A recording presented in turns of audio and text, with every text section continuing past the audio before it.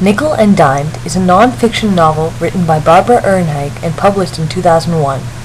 In this book, the author leaves a comfortable middle-class life to experience what it's like to sustain on minimum wage jobs. The story takes place in different parts of the United States as the author travels across the nation. The first city Ehrenreich works in is Key West, Florida, which is her hometown. The second chapter of the novel takes place in Maine, and the final part occurs in Minnesota.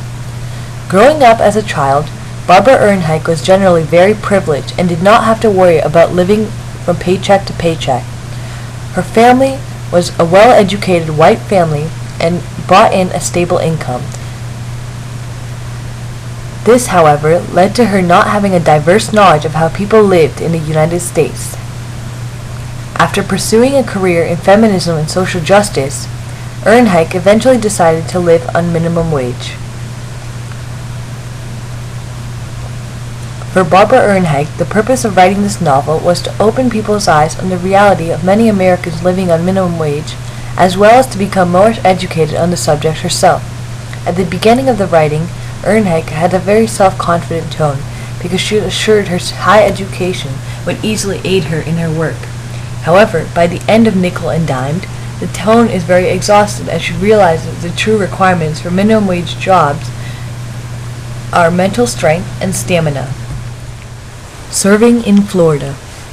The book begins in Key West, Florida, where Barbara Ehrenreich starts off her search for work. Assured that having a higher education will make working easier for her, she begins her first minimum wage job at a small diner called Hertzside. Within her first week, she learns the sheer will required to work at the fast-paced restaurant. She interacts with other employees at the facility, including Gail and Joan, who are both older women sustaining on the low wages and have had significantly more experience than her. One of the most important characters of this scene is George. While Ehrenreich was working there, she would bond with him by teaching him simple English phrases, since he only recently immigrated to the U.S. from the Czech Republic. One day, the boss at Hertzside accused George of stealing supplies and sauces from the restaurant.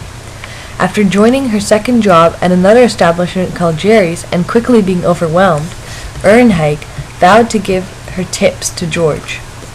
However, between the rush of quitting both her jobs in Florida, Ehrenreich forgot to do so and had to face the feeling of sadness left behind. In this section, the author's use of rhetorical questions such as, "So why didn't I intervene?" on page 41, and repetition, I wish," on page 40, exemplifies the guilt that Ehrenreich faced and the anxiety left behind from being exposed to an event like this for the first time. Still racing from the exertion of the two jobs she quit, Ehrenreich moved on to find work in Maine. Scrubbing in Maine. Throughout the novel, one of the author's major concerns was housing. In Florida, Ehrenreich resided in a mobile home, and now in Maine, she lived in motels based on pricing and facilities offered. The job Ehrenreich chose in Maine was for a housekeeping company called the Maids.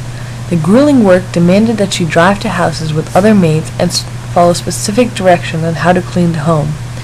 The author's vivid imagery of the training videos, dusting, and vacuuming on page 74 provide an insight onto the extreme labor the maids have to do. Unfortunately, the one job at the Maids was not sustainable enough to pay off the motel's rent. Therefore, Ehrenreich also got a job as a dietary aide at a senior home. The stress of both her jobs kept Ehrenreich very on edge, and one day an event with a co-worker, Holly, a younger pregnant maid, set her off. When she was working, she fell onto her ankle walking into the home to clean, but she denied being hurt in the fear of being reprimanded by her boyfriend or losing money for the day.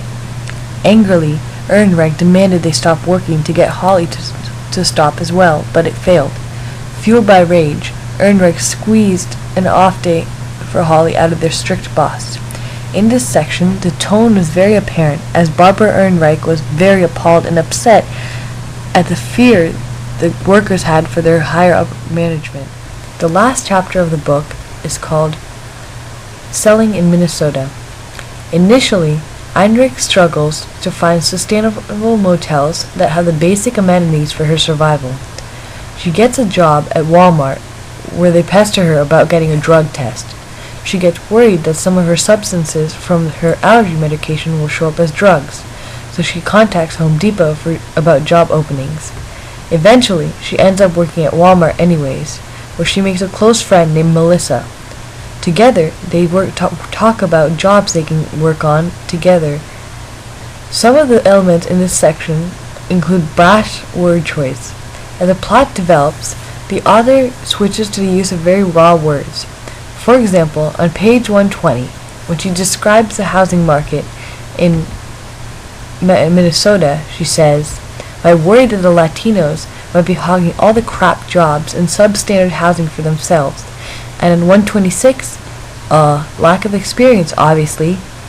These accumulate along with her descriptive imagery, for example, neatly sculpted clouds, strips of farmland, lush, gentle landscape, on page 120, to paint a very specific picture of minimum wage living.